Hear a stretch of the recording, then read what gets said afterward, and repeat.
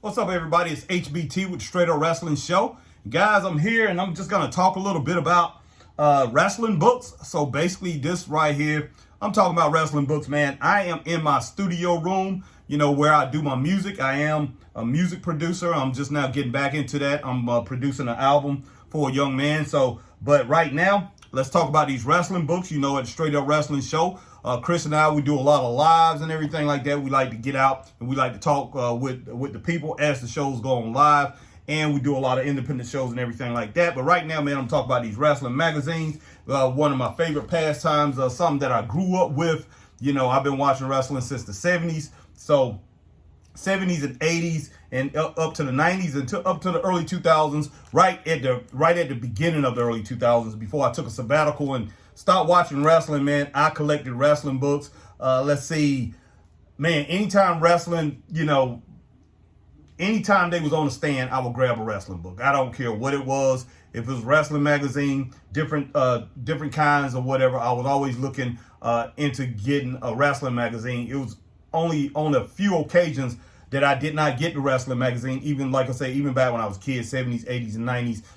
If I didn't have the money on me at that time, I definitely would get the money back, get the money from my parents or whoever, my aunt, grandma, or whoever, and I would go back and I would get that wrestling magazine. Definitely, I had to have wrestling magazines because that was pretty much our escape. That was our internet back in the day, because back in the 70s and 80s, we didn't have no internet, man. In the early 90s to the mid 90s, that's basically when the internet started coming along and things started changing. But for the most part, where you got your information about wrestling, other wrestling territories and wrestling around the world, was the wrestling magazines. So basically that's what I'm going to talk about. And man, I'm just pulling up some of these magazines. My wife have took my collection of magazines. I wish I still had every one of my magazines, because before, I got married, I was with another female, and, we was really close. I took all my wrestling magazines, man, from the 70s and most of them from the 80s, and I stored them in her basement, forgot all about those. And wow, man, I just wish I still had those magazines. But let's go ahead and talk about this. We have an Inside Wrestling. You can see this real good. It has Roman Reigns on the cover right here. Inside Wrestling. I used to love the Inside Wrestling magazines. Was my favorite until Pro Wrestling Illustrated came out. But she has it in plastic. I'm going to go ahead and pull this thing out, and I'm going to talk about a little bit about what was going on when this wrestling magazine came out. Now, these magazines did come out, and they was like a month behind, sometimes 6 weeks behind or whatever. But the great thing about the wrestling magazines, these storylines, man, these storylines was long telling, and the storylines was still going on by the time the magazines came about. The storyline was still heating up in these territories. That's one thing, and I will have to say that the wrestling magazine had a lot to do with that, as far as keeping storylines going and things like that, because people would read about these storylines.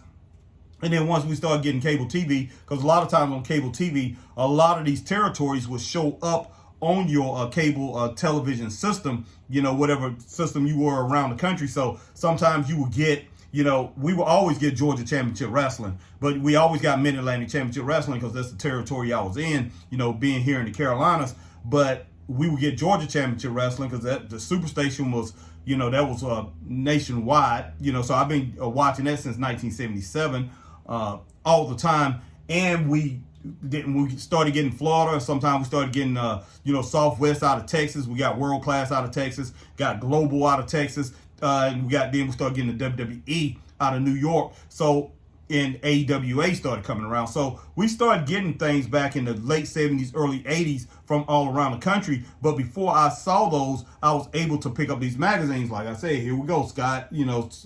We have Razor Ramon, Scott Hall, on the front here of this wrestling magazine. I think he was being called Razor Ramon at this time. This Inside Wrestling magazine right here is from September of 1993. I know you can't see the date, but yes, let me talk a little bit about what's going on here, man. Right here, up here in the upper corner here, you got Sting and you got Davey Boy Smith. That was in 1993, and I remember when Davey Boy Smith had came to WCW. I remember that definitely. Remember that vividly. And it says the Steiners must get out of their rut. Okay, right there, the Steiners must get out of their rut. And then we have right up under it says Ron Simmons said, Vader can't duck me forever. And I think that's before Simmons had won the world title. At that time, he was saying that. And then we have Bret Hart says, fighting his way back to nowhere. And I don't know if Hart had won the title at that time. I think he hadn't had the title yet, the WWE title. I could be wrong on that. The WWF title, I could be wrong on that. You know, like I say, I really didn't follow the WWF that hard back then because I think I did follow it, but didn't follow it that hard. I never really was a huge fan of Bret Hart and his title run or what he was doing. I did like his look, and I did like the way he approached himself in the ring. He was a hard worker, but you know, I just wasn't a huge fan of the WWF, but I did like Scott Hall Irwin, and yeah, it's Razor. He was called Razor Ramon at that time. I see that on the magazine. I thought so, because this was before the Nitro days and all that came around in 96, 97, 98 when he came, you know, the Outsiders got started.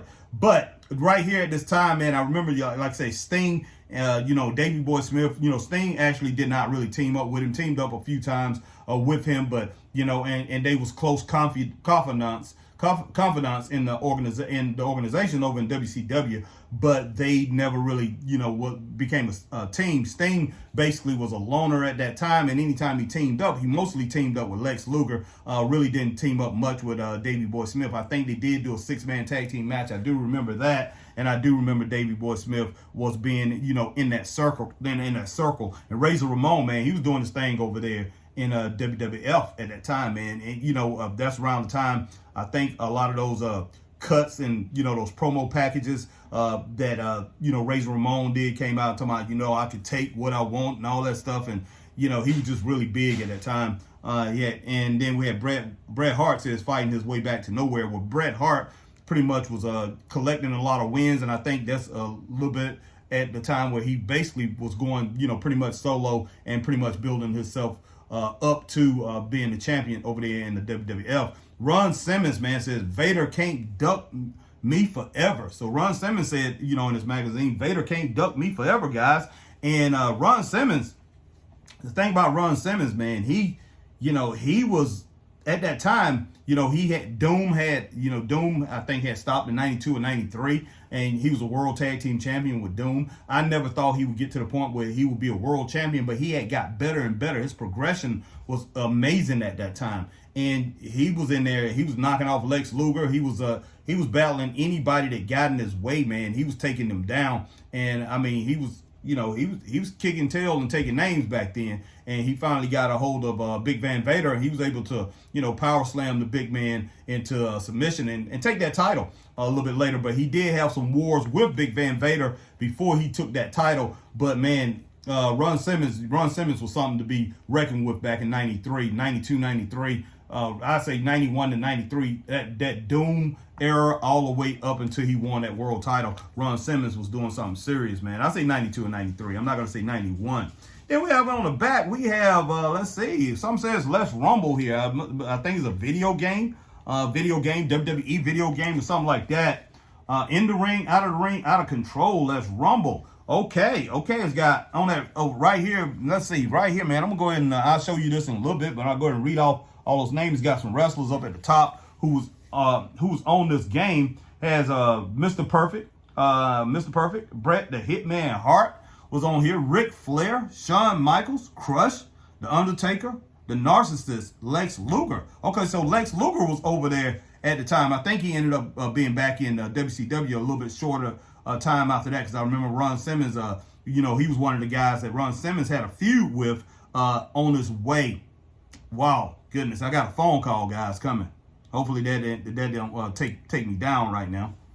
But yeah, he was on his way. Ron Simmons had a feud with Lex Luger there for a while before he had him and Vader went down. Then we got Tatanka, $1 Million Man on here, Yokozuna, Razor Ramon, and the Macho Man, guys. All new 16 meg action. Looked like it was a pretty good game. Take a seat, Mr. Perfect. The infamous Eye Gouge. Rest in peace with the Tombstone Power Driver 2 and 3 man tag team action. WWF Royal Rumble. It was on Super Nintendo. And I know my partner Christopher Burton has that Super Nintendo. I used to have a Super Nintendo. I don't know if I had that version because, you know, I wasn't one of these guys that got into that a whole lot. But I know Christopher Burton got a whole bunch of different, you know, the People's Podcaster has a whole bunch of different systems, guys. But yeah, this right here was a pretty good magazine. But man, I need to call him. He just got finished calling me. But guys, you know, I thought I was going to go through 5 magazines. I went through 1, and I'll come back with another episode. But this was episode 1 of the magazines, guys. So, hey, man, I appreciate you joining the Straight Up Wrestling Show, checking me out, man. And if you on Facebook, hit that like, share, join. If you on YouTube, hit that like, share, subscribe, hit that notification bell, ding, ding, ding, so you know when we're on like times like these. Man, do the same thing over on Twitch and on Twitter, man. Hit that like, share, tweet, and retweet, and follow the Straight Up Wrestling Show, man. So, hey, this right here ends the episode of the first show that I'm really talking about these wrestling books, man. And I talked about 1 wrestling magazine. Didn't go into it, didn't open it up or anything. I'm just showing you guys what's happening on the outside and going by memory about what I think was going on or what I remember what was going on at that time. But that's an Inside Wrestling magazine with my man Ramon on there. Appreciate you guys watching. Peace. Stay straight up.